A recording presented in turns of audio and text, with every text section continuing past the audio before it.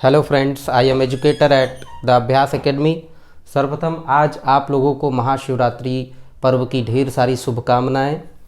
और आज हम अपने कंटिन्यूएशन में केमिकल काइनेटिक्स के आज हम लोग जो है इसको अपने टॉपिक को कंटिन्यू करेंगे।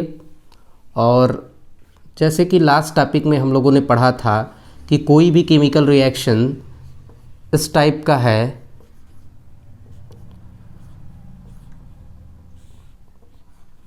प्रोडक्ट। सपोज प्रोडक्ट में आपका P मोल्स ऑफ P बन रहा है, small q moles of Q बन रहा है और R मोल ऑफ R बन रहा है। तो हम लोग इसको in terms of instantaneous rate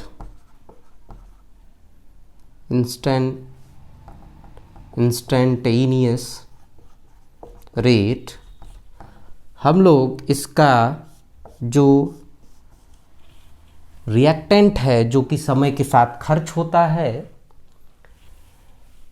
disappear होता है समय के साथ, तो उसका जो रेट ऑफ डिसअपीयरेंस होगा उसके स्टोइचियोमेट्री को डिवाइड करेंगे और इस तरीके से लिखते थे।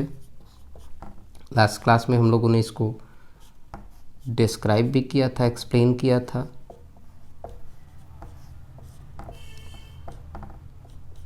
जो भी स्टोइचियोमेट्री कोफिशिएंट है वो डिवीज़न में चला जाता है।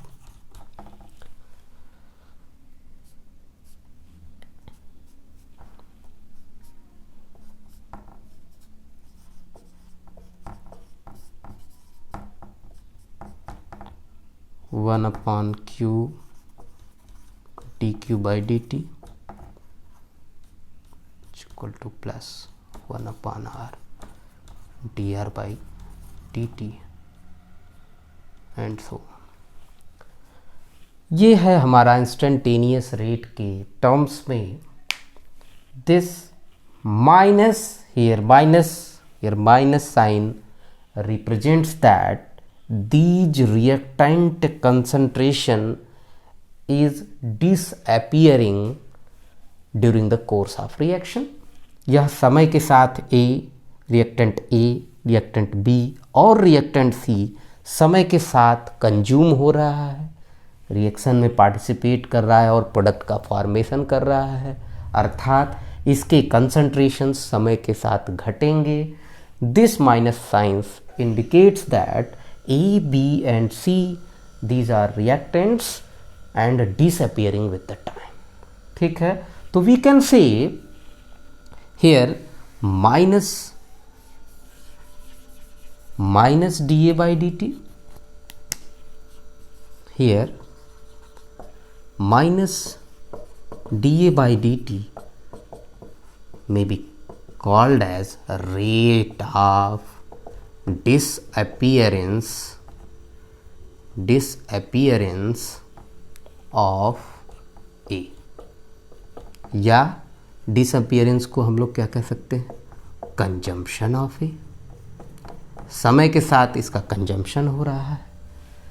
Similarly minus D B by D T is called rate of consumption of B, minus D C by D T is the rate of consumption of C, and plus dP by dt, इसको हम लोग क्या बोलेंगे भाई, इसको हम लोग बोलेंगे rate of formation of P। Formation को और क्या बोल सकते हैं, अपीयरेंस बोल सकते हैं। समय के साथ यह अपीयर होता चला जा रहा है, समय के साथ प्रोडक्ट P का कंसंट्रेशन बढ़ता चला जा रहा है। इसके बनने का दर जो है वो plus D P by D T से हम लोग दिखाते हैं। और यह समय के साथ चूँकि इसका कंसंट्रेशन बढ़ रहा है इसलिए यहाँ पर plus sign, that means rate of formation over rate of appearance of P। ठीक है, इस पर हम लोग एक क्वेश्चन आगे करते हैं, एक एग्जाम्पल देखते हैं।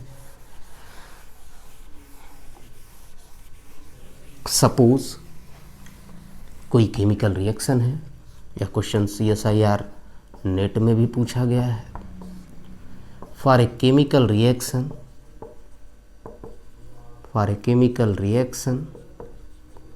केमिकल रिएक्शन क्या है आपका 2A + B that gives J, the rate of disappearance दिया हुआ है भाई, the rate of disappearance of A is 2 × 10⁻⁻⁴ mole litre inverse second inverse. Then what will be the rate of formation of jet? तो ये एक simple सा एक छोटा सा क्वेश्चन है। इसमें इन्होंने इस रिएक्टेंट A का खर्च होना अर्थात समय के साथ डिसअपियर होने का रेट दिया रखा है, और हमें क्या बताना है भाई, हमें बताना है कि किस रेट से जेड बन रहा है। तो हमारे पास सबसे पहले हम लोग इसके लिए एक रिलेशन लिखते हैं, ठीक है। ये रिएक्शन हम रहने देते हैं। इन्होंने दे रखा है क्या,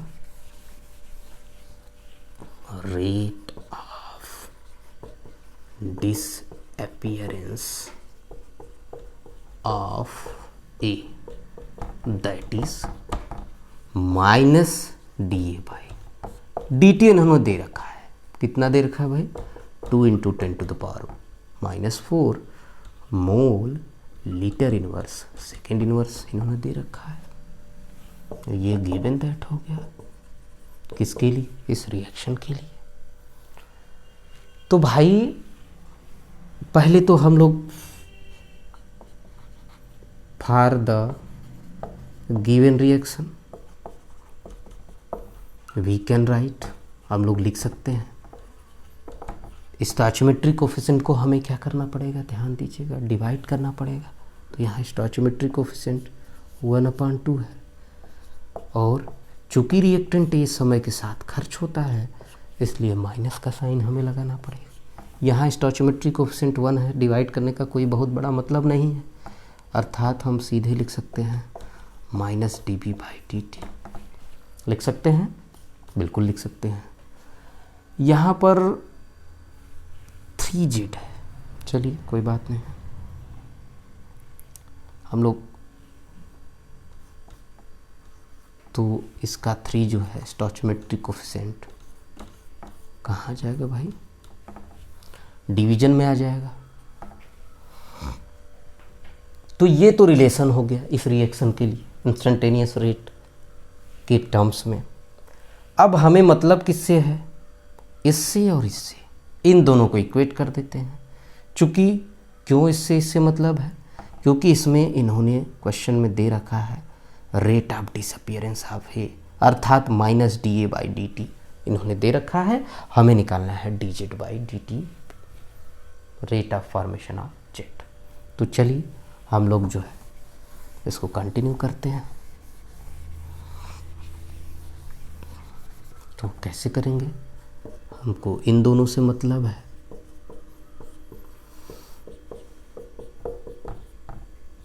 dZ/dt, तो -dA/dt का वैल्यू दिया हुआ है, तो 1/2 को एज इट इज रखते हैं, और माइनस साइन के साथ जो dA/dt है मतलब रेट ऑफ डिसअपियरेंस ऑफ है, ये उन्होंने दे रखा है भैया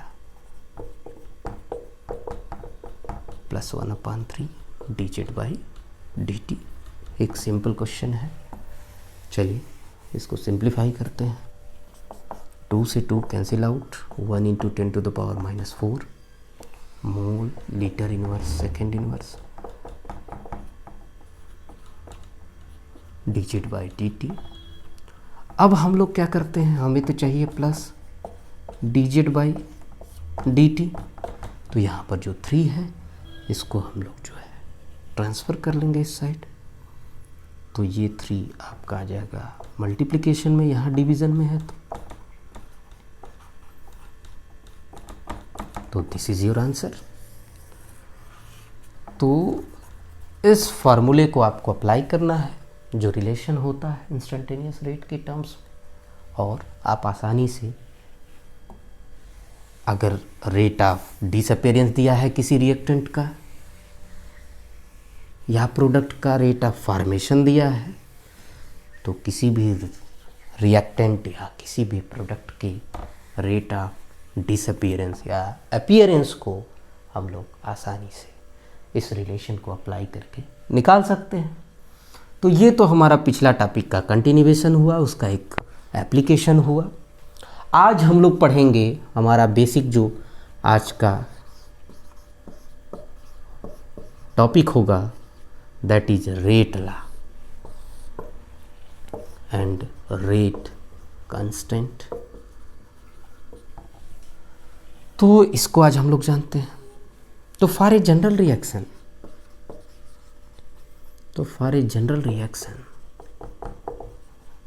suppose A plus B gives product. अगर इसका एक्सपेरिमेंटली इसको हम लोग इसका रेट डिटरमाइन करें, तो एक्सपेरिमेंटली हमको रेट मिलेगा, the rate of reaction experimentally the rate of reaction is found to be as R is equal to e to the power x b to the power y, या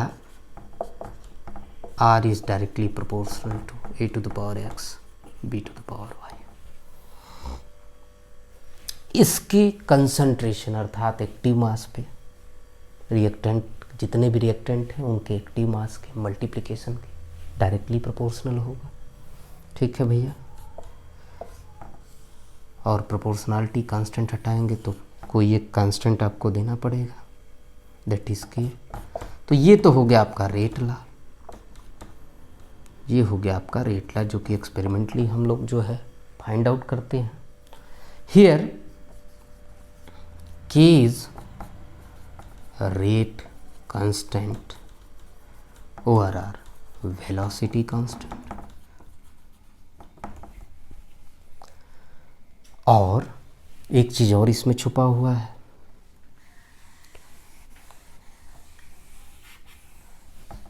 जो आपका ये rate law आया, and x plus Y is equal to n called as order of the reaction. तो order of reaction भी आप लोग यहाँ पे ही जान लीजिए। ऑर्डर ऑफ रिएक्शन क्या है? जितने भी रिएक्टेंट्स होंगे उनके कंसंट्रेशन का जो पावर्स होगा उसको आप सम कर दीजिए तो आपको ऑर्डर ऑफ रिएक्शन मिलेगा।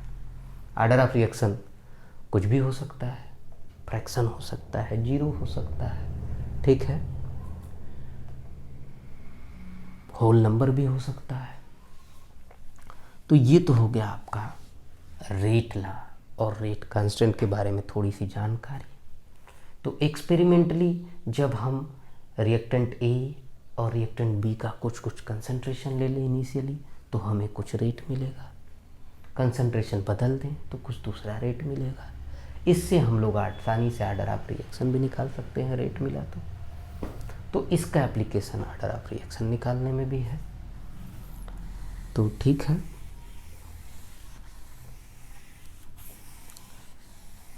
टॉपिक को कंटिन्यू करते हैं। अब हम लोग ऑर्डर ऑफ रिएक्शन जान गए, तो ऑर्डर ऑफ रिएक्शन n है, n is the order of reaction.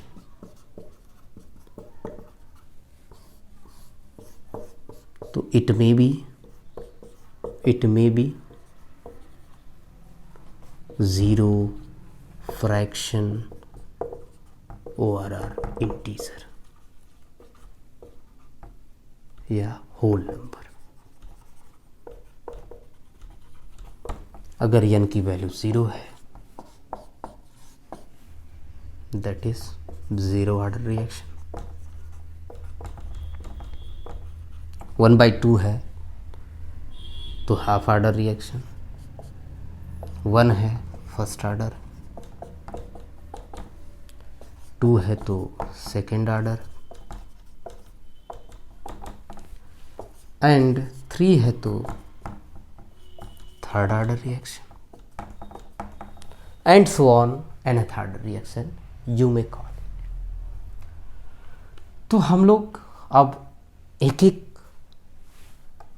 Order of reaction के बारे में जानकारी लेंगे, उसके रेट एक्सप्रेशन को डिराइव करेंगे, उसका हाफ लाइफ पीरियड जानेंगे, ग्राफिकल रिप्रेजेंटेशन देखेंगे। तो चलिए आज हम लोग, हेलो दोस्तों, तो आज के लिए इतना ही डिस्कस करेंगे, पढ़ेंगे और जानेंगे। Please like, share and subscribe our YouTube channel and thank you.